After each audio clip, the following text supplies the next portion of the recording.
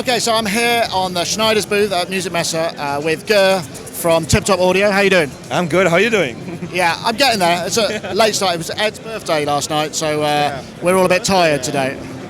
But what we wanted to do was kind of take a kind of snapshot of what was going on in the modular industry, and because there's been a lot of changes. I mean, first up, why do you think there's been such a resurgence of modular? It's really taken off, certainly in this last 12 months.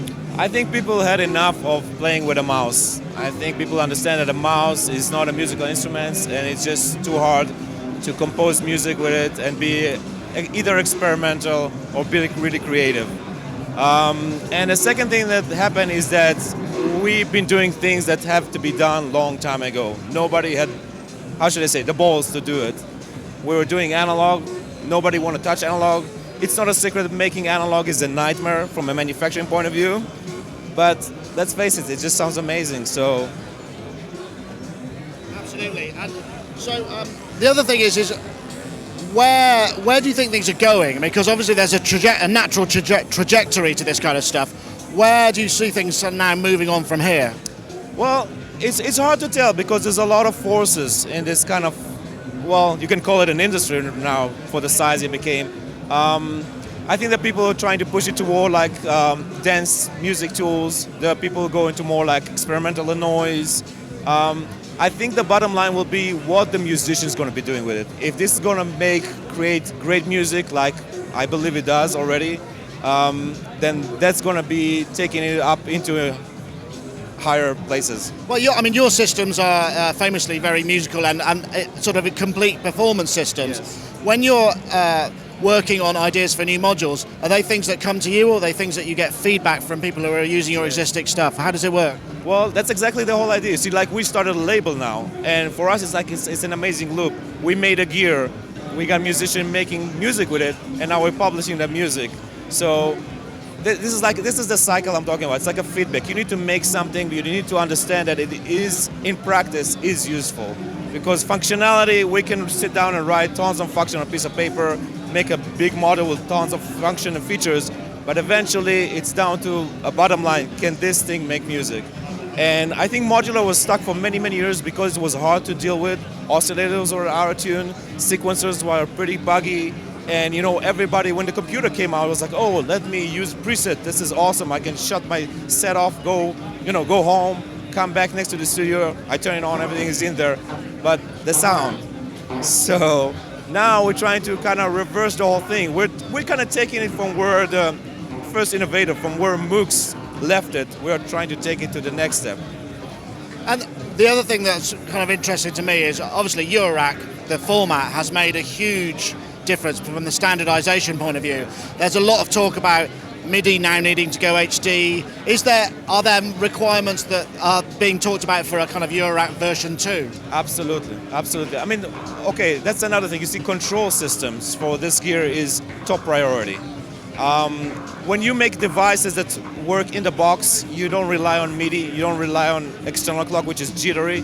You get a really good and tight beat. For like techno musician, this is super important. So again, the question is now how you can communicate the world of MIDI, the world of computer, with hardware, with hardware sequencers. And that's like a black box right now. It's like nobody really have a solution. Nobody have like a one thing that is like, okay, we nail it down. We believe it will take some time for the industry as a whole to kind of see, a direction and follow it. So. Right. So, I mean, do you think there's a requirement for perhaps more internal control buses? Because some of the Eurorack stuff has CV and gate running along rails already, right? CV and gate is amazing because it's very immediate. The timing can be super. What it lacks is information. It needs to have information for a timeline. If you want to stop a track somewhere and like a loop a certain area, you need to set points, and that's kind of what's missing there. On the other hand, MIDI so provide this, but the timing is just terrible. So it's kind of like, okay, now how do we... Well, there's a lot of approaches. We've been trying to do that with our sync bus, which is a protocol. It's a parallel communication protocol that have the sequencers communicate all together. So when you change a preset on one, it changes on the other, and so forth.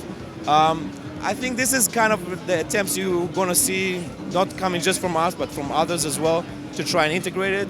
again, there's gonna be a lot of fire and noise. What's interesting is, back in the day when MIDI was everybody now making a standard that quickly and that easily because there are so many people involved. That's the hard thing, right? Exactly. But you need to remember that back in the days when you have an Atari computer, the MIDI was sitting right on the bus, very close to the CPU. There wasn't like an operating system between you and the interface.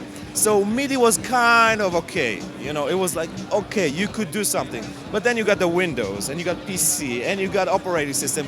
And the guy in Cupertino, they don't give a shit about what we do here. So, time got all over the place. And well, you say that, but obviously this year, Roland have entered the Eurorack market, and that's like a really big deal. I mean, just how much of a big deal is it, and how do you think it's going to influence things from now on? It's very interesting. When a player that size enter a market which is so small, first it's a saying. It's saying like, okay, we recognize it and we appreciate it.